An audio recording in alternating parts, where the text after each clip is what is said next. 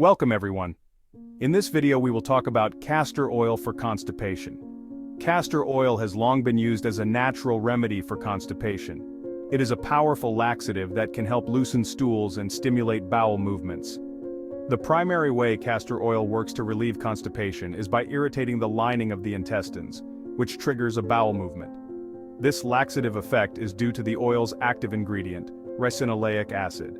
Castor oil can be effective in relieving occasional constipation, but it should be used with caution as overuse can lead to dependency and chronic constipation. Castor oil is typically taken orally, with the recommended dosage being 1-4 tablespoons, depending on the individual's sensitivity and the severity of the constipation. It's important to start with a lower dose and gradually increase as needed, as high doses can cause intense diarrhea, cramping, and other unpleasant side effects.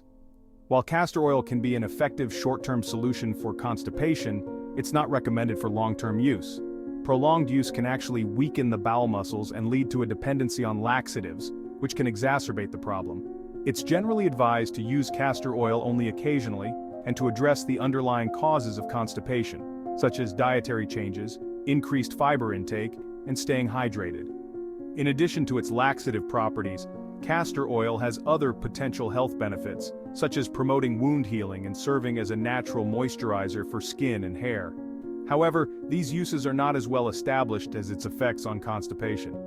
It's important to note that castor oil may not be suitable for everyone, particularly those with certain medical conditions or who are taking certain medications.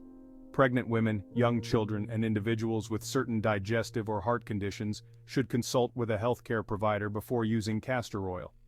In summary, castor oil can be an effective short-term solution for relieving occasional constipation, but it should be used with caution and as part of a broader strategy to address the underlying causes of the issue.